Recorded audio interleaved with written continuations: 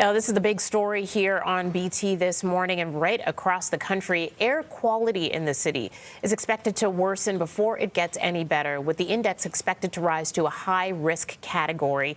For more on the health impacts of this unprecedented situation, I'm joined live now by Eric Lavigne, research scientist for the Water and Air Quality Bureau of Health Canada. Eric, thank you so much for joining us this morning. Good morning. We'll start off with some of the implications of breathing in this air. Should we be as concerned as many people are here in the Toronto area and just beyond when you are outside smelling that what seems like campfire, but knowing that it's coming down from the wildfires? Well, we should be concerned. I think it should not be the typical day where we're planning on doing our typical outdoor physical activity or normal activities. So I think it's just a matter of reorganizing, rescheduling the normal activities we would do outside, spending less time perhaps outside, and making sure that we avoid spending prolonged period of time outside, because the air quality, yes, the level is at a high risk. So high risk means that it can affect people that have chronic conditions that are vulnerable, but also pretty much everyone also that can be affected. What is it in wildfire smoke that's considered to be harmful? Is there anything specifically when it comes to smoke from a forest fire? Well, it's mainly the fine particles. We call these fine particles because they're smaller than 2.5 micrometers. So that's very small, smaller than human hair. And these particles can be inhaled into the lungs, deep into the lungs. So this creates inflammation, and this inflammatory process can result into shortness of breath, people having difficulty breathing, and we can even see people having heart problems because the fine particles can be absorbed within the blood circulation. So it's really something that we shouldn't take easy, just because we know that with all the studies that have been done on air pollution in general, there are health effects that can be seen. And have you seen what the long-term impacts could be? I know that right now it's unprecedented for a situation here in the Toronto area and in Ontario to see this kind of smoke and haze. But when it comes to long-term, like we've had, let's say in California, you've had studies being done in the US, what kind of effects and impacts can we see down the line?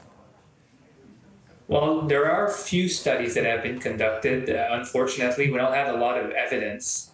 However, there are indication that longer term impacts, and we're talking about people who are repeatedly exposed season after season.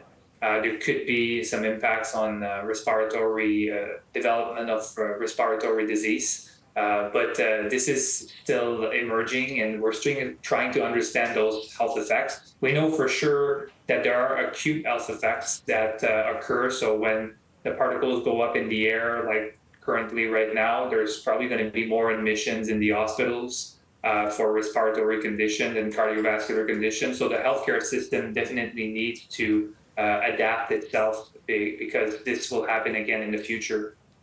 Now, we know that this upcoming weekend for our region, it's expected that some of the smoke and the haze is going to clear up before potentially getting bad again next week. When we see that clear up, how long before these particulates and the smoke itself is really gone from the air? We may not smell it, but is it still lingering?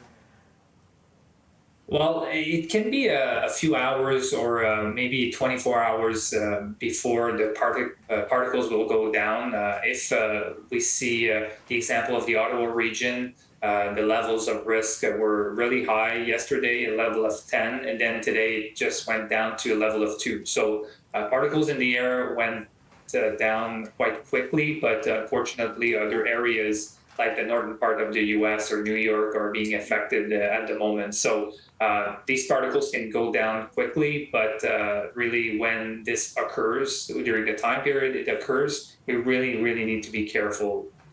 And lastly, we're out of time, but I want to ask, if someone does have to be outside, even if they're taking it easy, what are some of the ways that they can protect themselves if indeed they have to go out in the outdoors?